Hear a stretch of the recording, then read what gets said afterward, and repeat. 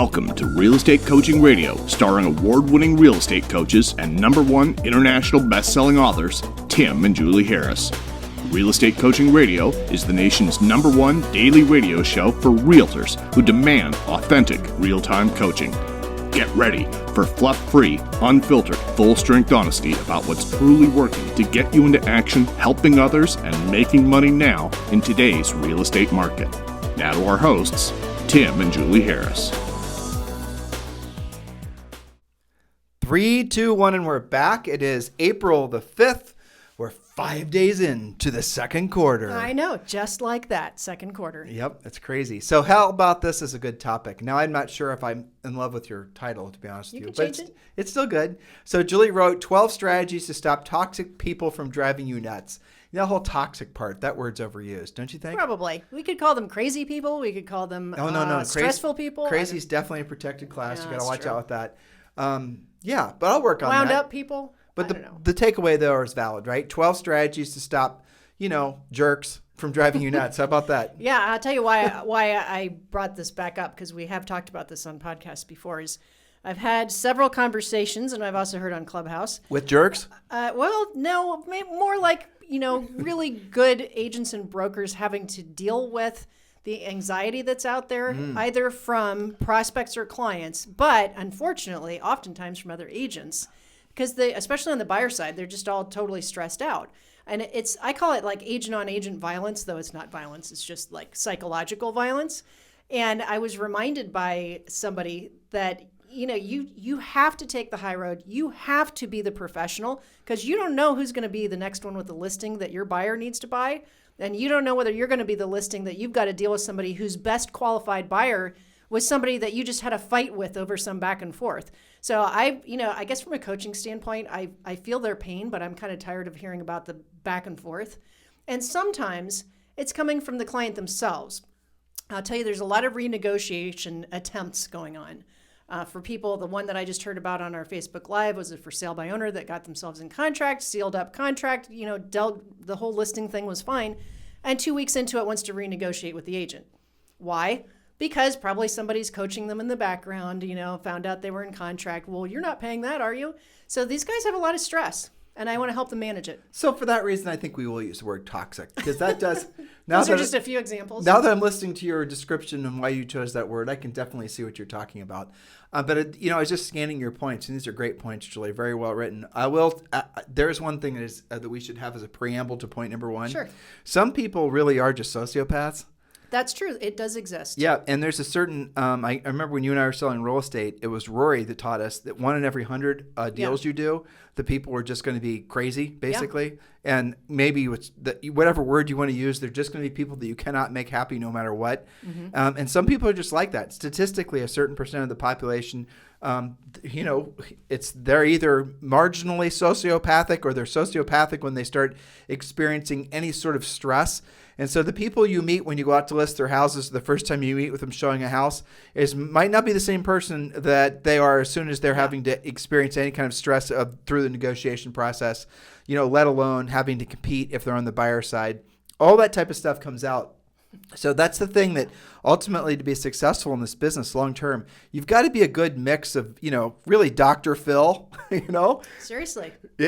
Dr. Phil meets, here's the other thing I was going to say too, which again is a good preamble point, is, I said Dr. Phil, but here's the thing. Good doctors, they know how to show emotion without being emotional. Mm-hmm. And that's another good safeguard to protect yourself from being emotionally sucked into some of the crazy, the vortex of bad behavior and toxicity, to use Julie's word, that's out there in the marketplace right now. So do seriously consider those 2 facts. I mean, the simple fact is it's the best way of rising above all of it and not letting people think, a lot of you are going to make the mistake of becoming a little bit too callous to it, and that's going to drive people away. So you can show emotion without being emotional. Where that specifically will play out is if you're dealing with a buyer that didn't get a house and they're real upset, or a seller didn't get something and they're real upset. Listen, Julie, I really appreciate the fact that, you're experiencing what you're experiencing. It just breaks my heart for you guys. I was really hoping you guys would get into this house. Look, we didn't know that the other offer was going to come in where they're going to offer the person, $100 million over asking, but what are you going to do? But here's the thing I've discovered being in real estate a long time, or here's the thing I've discovered just in life in general, if you've not been in real estate a real long time, is that, and you may have experienced the same thing, Mr. Buyer, or Julie, this is something you may have experienced, is that generally speaking, things work out for the reasons that we don't necessarily know. For example, this house you didn't get, but maybe the reason you didn't get it is because the house, the next one we're going to discover, is 10 times better for you than this one was. And had you basically settled for this one, even though you thought you really wanted it, you would never have seen the second one, which is actually a house that you're going to want to stay in longer because it does fit more of your needs. So that's the way you got to show emotion without being emotional, and move and future pace people to where how they're going to feel after the stress is gone. Yes, and also keep the client. But that goes back to the whole Dr. Phil thing. And you can learn this from doing a lot of transactions. I mean, Julie and I sold thousands of homes. You can do it the hard way, or you could just essentially, be coached up and to learn how to do it so you don't lose deals along the way. Because if you don't, and we're going to get to point number one, if you don't build somewhat of a wall around your emotions, that's when you get really burned out. Because you're going to be having to constantly care and feed all of your real estate buyers and sellers, and you're going to have nothing left for yourself, let alone for your family. So the show emotion without being emotional thing is really important. And also moving people away from their present emotional state of feeling fear and panic and towards the future emotional state of feeling calm and serene. These are all just little things that you're going to pick up as we go through these 12 points. Before Julie gets to point number one, I remind all of you, it's not too late for you to download the Real Estate Treasure Map. It's your fill-in-the-blank business plan. It's your 2021 roadmap, and a lot of you are just coming out of your winter slumbers, getting back into real estate. Hey, guess what? Looks like winter might finally be over for all of the country. So do get your 2021 business plan done, and you can buy the Real Estate Treasure Map. You can buy the Real Estate Treasure Map on Amazon, but why would you? If we're going to give it to you for free, just text 2021 to 855-685-1045. Text 2021 to 855-685-1045. And also, when we're going to text you back a link to download the Treasure Map, print it out, and then get started on it. But we're also going to give you Think and Grow Rich for Real Estate, which is the public domain version of Think and Grow Rich by Napoleon Hill, with a lot of real estate content that was also added to it. Those two things in tandem are the perfect way to get your mindset and then also your plan in place for 2021, really 2021 and years ahead too. So text 2021 to 855-685-1045. Yes, so 12 strategies to stop toxic people from driving you nuts. Here's a quote from John Mark Green. Toxic people attach themselves like cinder blocks tied to your ankles and then invite you for a swim in their poisoned waters. So, yes, weirdos, crazy people, stressful types do exist. And I think you made an excellent point before we get to this official point number one. Some people are just that way, and other people are only that way under stress. Mm-hmm. And it's hard to determine which when you don't have a lot of experience with it. So that's why you've always got to take the high road. And we're going to give you some 12 specific strategies and things to work on. So number one, prune the weeds before they grow. Have systems in place to identify what we call early warning signs before the weeds take over your relationship. In real estate, that means pre-qualifying 100% of your buyers and sellers for motivation, time frame, and level of cooperation. Use your buyer and seller pre-qual scripts without exception. This comes out on Clubhouse all the time. You did it this morning. Let me drill down on that particular point. Yeah. So you might think, I'll bottom line it for you. You cannot make an unmotivated person motivated. You cannot make a seller that's not motivated to sell. And so sometimes you might be thinking your seller is being unreasonable, but realistically, you're not working with an actual seller. You're working with someone who's acting and pretending like they're a seller, but they don't actually have to sell. And you want them to sell, which makes you part of the problem. You are, exactly. And so that moves on perfectly to an upcoming point about when you generate, you don't have to tolerate. But really, the moral of the story is you have to learn how to pre-qualify at a high level. And here's another little takeaway of point number one. There is no such thing as a buyer that has to buy. Buyers can always stay put, stay renting, stay living in mom's basement, but there are such things as sellers that have to sell. So in a market like this, and by the way, any market, if you have to choose between people that are sort of maybe one day motivated and the next day not, just depending on their moods, aka buyers, versus someone that absolutely positively needs to deleverage themselves out of the asset, an absolutely motivated seller, a have-to-sell seller, why would you waste your time working with the buyers? Learn how to go after the motivated sellers. It's a skill set that you can learn. Absolutely. So point number two, make sure you are not the toxic person yourself. Monitor your compliant-ometer. Are you a battery charger or a battery drainer? What would people around you say? Do you create problems just to feel like you have negotiated? I do see this in today's market where agents are overly aggressive with each other and they make assumptions and then they get into it. So make sure that you're not actually causing the trouble. And some of this is don't create an objection where there isn't one already. Don't feel like you have to over-negotiate to get the deal done. Just find out the facts of the transaction and deliver. That's a common new agent mistake. Yeah. Is that they over-negotiate because they think they have to rationalize their value to the customer. And the fact is the customer just wants the house. You don't need to perform for them. Don't act like you're a home inspector. Don't act like you're an appraiser. Don't act like you're anything other than you are, which is a real estate salesperson. Your primary job is to on the buyer side, introduce buyer to house that buyer wants to buy, write contract, get contract accepted. On the listing side, if you actually read your listing contract, how little you're actually responsible for doing per your listing contract, I think a lot of you guys would kind of laugh at how much extra you think you're supposed to do. In a market like this, the bottom line thing that you got to be monitoring in yourself is you don't, again, the whole point of this is you don't allow your emotions to take over your potential. You have to think of it this way. You go to a doctor, a vet, let's say, and that doctor walks in there, or you walk into the doctor's office, and he's super emotional, or she, right? And they're super emotional about telling you the good news and the bad news about your pet. You're not going to feel that person's very professional. You're going to think, well, this person must be new at this job, or there must be something unbalanced about them. Your psychology, everyone's nature is to expect that a person who is comfortable and confident is calm. And if you're not comfortable, if you're not calm, what you're doing is you're telling the person that you're trying to do business with that you're not competent. You see, competence comes from confidence. And so if you're acting essentially erratic, emotional, if you're too intertwined with the result, you are going to make the customer feel the same way. Thus, you are the problem. Yes, remember, knowledge equals confidence and ignorance equals fear. So some of you overdo it because of nerves, right? And that's really because you haven't actually done your research. You haven't done comps for the price you're trying to do. It could be many different things, but knowledge equals confidence, so lead with knowledge. All right, number 3, stop having separate rules for different or unique situations. Just because someone is buying or selling at twice your average sale price does not automatically make them qualified. Stop having different rules for, if it's a cold lead, then I use my pre-qual script, but if it's my friend, I don't. That's how you guys get in trouble, is having different rules for different people. The simplest way of thinking about this is when you're focusing on your best energies, and this is what we teach you to do in our coaching program, on being a listing agent, you treat every single opportunity the exact same way, even if it's your mama, right? Use the pre-qualifying script. You know the motivations. You know the payoffs. It's another one of the rules and Harris rules.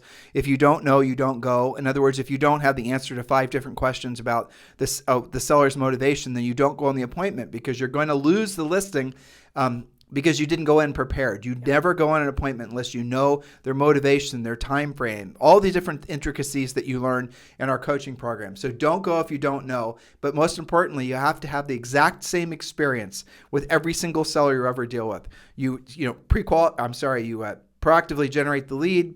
Maybe you get lucky and they call you. You pre-qualify. You send the pre-listing pack. You call prior to the appointment, you go on the listing appointment, you follow the listing presentation exactly, you walk out with the listing contract signed. The process is the process because it works. That's right. Point number 4, when you generate an abundance of business, you don't have to tolerate the toxic, unmotivated, overly pushy, disrespectful time vampires. How many times have you worked with toxic people because you just didn't have enough in your pipeline and figured, what the heck? The more business you have, the less you'll say yes to questionable prospects. But that leads us back to our previous point. You won't know if they're questionable if you're not using your buyer and seller pre-qual scripts. But this is also the fate of many new agents. Many new agents will end up working with the buyers in particular that the other agents won't work with because they're not qualified financially, or because they've been up through a bunch of agents and it turns out that buyer's a little bit of an axe murderer or something. Right? Yeah. I mean, so the agent crowd has pre-qualified them for them. Right. So if you run into a buyer that's claimed to have worked with a lot of different agents, chances are maybe a couple of those agents weren't the greatest, but that many, if it's 3 or 4, you pretty much can surmise that there's probably some screws loose with that particular buyer, and maybe you need to take a hard pass. And if you're not, it's probably just simply for the fact that you don't know yet how to go after listings, and that means that you're going to have to simply accept what the market's going to give you, opposed to learning how to basically not just pluck the low-hanging apples off your own tree, but learning how to plant your own orchard of apple trees so you can have your pick of where you're going to grab your apples. In other words, it's about, you could argue abundance versus scarcity, but at the end of the day, this is really about being skilled or not being skilled. Yes. Point number 5. And this is a big one. Stop thinking that real estate is full of toxic people or that just your business has toxic types. It's not real estate. It's dealing with the public. Every business that's successful has toxic people slip under the radar from time to time. That was Rory's point. 1 out of 100 are just going to be flat out nuts. It's a numbers game. It's not because of real estate. It may be your business from time to time when you get several slipping past you. So when does this happen? When you're busy, when you're tired, when you become disorganized, when you've stopped using your script? What are your personal early warning signs when people start to slip under your radar? Well, if you have standards, if you pre-qualified people, and we could just think of from the buyer side, and if they have to have actually been approved by the lender. The lender's letter actually has to be a real lender's letter. We have rules that we give all of you guys to essentially how you can go about pre-qualifying. It's not just pre-qualifying, but it's also there's a behavioral aspect to ascertaining your client's motivation. Like, for example, if you call that buyer up and they're claiming that they're, a 10 out of 10 as far as motivation, and you call them up with a house you know about, and they don't call you back right away, or they don't really want to see it right away, that's not a 10 out of 10. There's an inconsistency there that you need to be thinking about. Again, going back to the fact that, buyers change their minds and their motivation every day, and that's the reason we want you always to gear your best energies every day towards working with sellers. So if you ever think about the recurring themes of the types of clients that, to use Julie's term, are the most toxic. Have you ever noticed that most of them are on the buyer side? And it's because they're under the most stressed right now, and that's the way this market's going to be for probably some time to come. Gravitate all your best energies to becoming a listing agent. Listing agent. It's the key to happiness. Okay. Point number 6, appreciate difficult people for the light that they shine on your business. This one was hard for me because I used to get really drawn in and affected by it and drugged down and take it the wrong way. So appreciate difficult people for the light they shine on your business. Cranky, particular, stressed out types are like heat-seeking missiles looking for the flaws in your system. Be grateful that they identify those issues for you and fix the flaws, assuming they were legitimate flaws. Well, but there's also a side point to this too. At least they took the time to actually point out your flaws. And I do remember specifically when we would get somebody who was one of these, higher I would say, toxic sellers, how they would go through every single damn thing. Yeah. And all of a sudden they were the grammar police on home brochures or MLS printouts. But you know what? They made us better. They did make us better. Things like making sure that when you promise that something's going to be done on time, that you let them know that, usually it takes 2 to 3 days to get the photography, the drone, the this and the that. And, that caused us to create the what happens next that we would leave behind after a listing appointment so that they wouldn't have this great experience with us on the listing, and then well, what now? What happens next? And you do get that as part of our as part of our coaching program. You do get the what happens next after the house is listed. And the way it's designed basically is we've budgeted in 50% more time to get anything done. That way the seller is always going to be pleased on the upside. Because you are under-promising and over-delivering. Right. That's absolutely something we learned from difficult sellers. Yep. Okay. So point number 7, focus on what's going right more than what's going wrong. Gratitude, grace, and giving will prevail when you focus on what you're here to give more than what's here to take. When someone slips through your filter, but they're still your client, especially when you have them in contract, your job is to follow through for them. Be the solution, not a continuation of the problem. Get back to a place of being of service. Sometimes you have to get out of your own way. This means setting your ego aside and simply doing your job. Your clients trust you to lead the way, even if they don't verbalize this to you. They don't know how to ask for help, but you know that they crave your leadership. Profit is the result of your leadership and your skill. With that point, Julie, takes me back. I remember it's part of our listing process too. That's part of the coaching program. When you're taking the listing, you have to ask the seller what their expectation is of how they want to be communicated with. And we actually have a form that we ask you to give to your prospective sellers and ask them that very question. How do they want the feedback? Do they want it digitally? Do they want someone calling? Do they want, they are going to... It's part of the communication guarantee too. It is part of our... The communication guarantee is something that's also part of our listing, the training we give all of you guys. It's the number one complaint. Like after someone closes, the number one complaint consumers have about real estate people is lack lack of communication. So Julie and I thought, well, let's include a communications guarantee in the pre-listing pack. And this is part of the listing presentation. If you're, one of the things you're supposed to ask the seller when you sit down with them for the actual listing appointment is what are the 2 or 3 things that they're looking for in the agent they choose for the job of hiring their home? What are selling their home? What are the 2 or 3 things, qualities, characteristics that are most important to them? And then the seller will typically say communication. They'll say what they're going to do to sell the property and net to me. They typically say those 3 things. And then you essentially address those 3 things in the listing presentation. But when it gets to almost always communication or lack of communication is their greatest fear. So when you give them the communication guarantee, and again, this is part of our coaching program, which is again mostly geared towards learning how to list houses. The communication guarantee specifically says in writing how you're going to be communicating with them exactly, and then they sign it, and then you sign it. It's not anything legal, but it's an agreement. That right there is going to knock any of your competitors out of the water. And if you're competing against the agent they worked with previously, and you know damn well that seller is maybe not that thrilled with how that previous agent actually serviced them, in other words, communicated with them, and then you're putting how you're going to communicate with them in writing, don't you think that gives you the leg up in that listing process, even if you have no prior relationship with that seller? Of course it does. We don't want you to be competitive. Being competitive isn't enough. We want you to dominate. That's what our whole that's what Premier Coaching is all about. Yes. So, and I need to get to a client call, but I wanted to leave them with a thought that you just demonstrated. When you have this stuff happen, turn it into a competitive advantage, because somebody has just pointed out something that maybe you did wrong, probably everybody else is doing wrong. So you do it right and shine. Instead of being all hung up about it, turn it into something that is a competitive advantage. And I've got to go call a client. Oh, good. Well, thank you, Julie. Great notes. And so podcast listeners, thank you for continuing to make this the number 1 listened to daily podcast in at least the United States. We really sincerely appreciate all the great praise you guys are giving us on iTunes and all the great praise you're giving us for our book on Amazon. It's really fantastic to be of service to you guys, especially in a changing market like this. I have to say, Julie and I have been saying this really for the last 2 years, but mostly in the last 12 months, it did feel like we were entering into this new era. And I had so many interesting conversations over last week. Julie and I it was spring break for us last week, so we only did the podcast.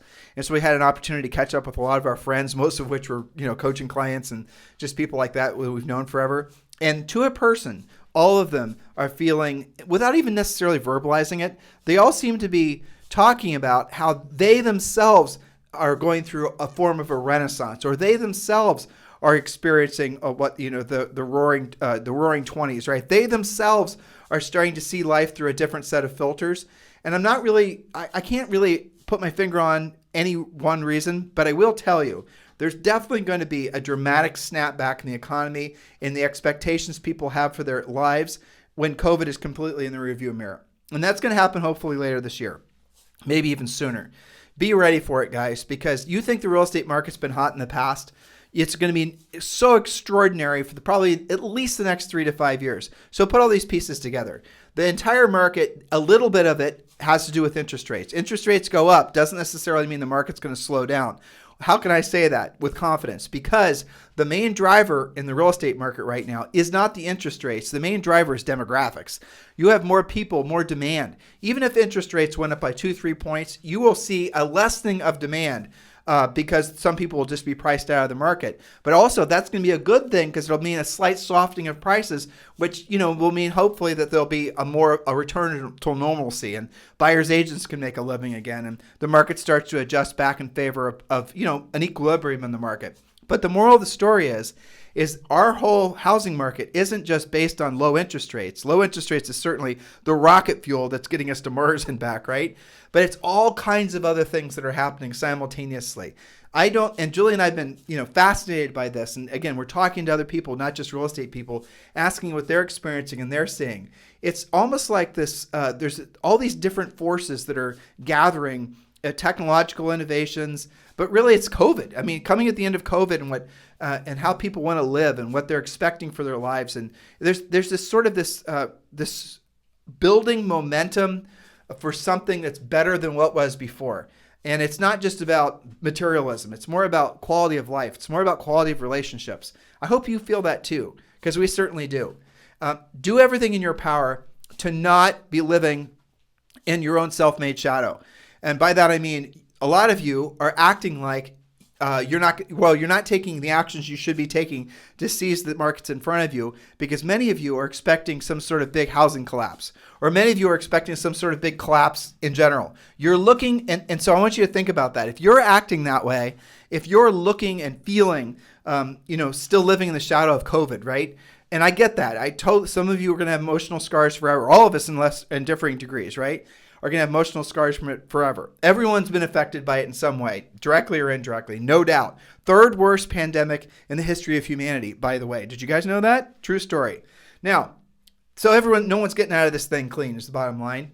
But you've got to remember that is going to soon be the past. And what can be the future is something extraordinary if you decide to, frankly, take off your proverbial mask. I don't mean that literally, but take off your proverbial mask and start realizing that you still have just an enormous life that you can be living, an incredible opportunity to be of service to other people. So be very, very careful that you are looking, you can call it taking an optimistic perspective, and that's great. Now here, let's look at it from the other side.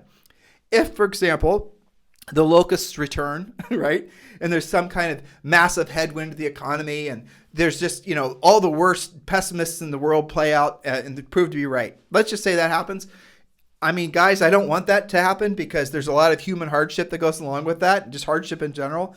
But you can still make money. You don't have to worry that somehow just because the market shifts, you're going to be experiencing scarcity. You won't. Why? Because people buy and sell real estate no matter what the interest rates are, no matter what the economy is, no matter who the president is, no matter what, right? People are going to be buying and selling real estate forever and ever and ever. And furthermore, they're going to be buying real estate in much larger numbers because of the demographics that we're experiencing right now, primarily in the United States, but also in other parts of the world as well. So, this seems a little bit silly to say this, but it's definitely true.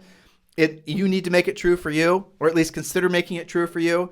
If you've ever wondered what it feels like to be in the right place at the right time, believe it or not, it's how you feel now. Now, if you don't actually feel that way emotionally, take the time to start realizing that you need to maybe unplug from some of the toxic people that you've surrounded yourself with. Maybe it's on social networking. It just doesn't matter where you're getting these negative inputs. Pull out of those relationships, pull out of that influence, and then start locking into the person that you want to be. Because no matter how old you are, there is still a wonderful opportunity for you to make magical things for yourself and for your family. And look, we have coaching clients that are in their 70s and their 80s. I had one that was 91. True story. And it was amazing, right? Didn't have to work for money. Just wanted to stay motivated, wanted to make contributions, wanted to just do things. Look, you can do the same thing. Don't give up. Don't think that your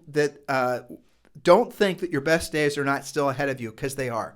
Every single one of you, that's true. If you make it true. And the opposite can be true as well, if you make that true. So if you guys need to get a hold of me for anything, just text me directly, 512-758-0206, 512-758-0206. And if you guys want to talk to Julie and I about Julie and I sponsoring you at EXP, if you're looking for an EXP sponsor, just text me directly at 512-758-0206. In the meantime, have a fantastic day. We'll talk to you. This program has been a presentation by Tim and Julie Harris, Real Estate Coaching. For more information on our real estate coaching and training programs, visit our website at timandjulieharris.com. Remember to tune in weekdays at noon for upcoming shows, and until next time, thank you for listening to Real Estate Coaching Radio with Tim and Julie Harris. This podcast is a part of the C-Suite Radio Network. For more top business podcasts, visit c-suiteradio.com.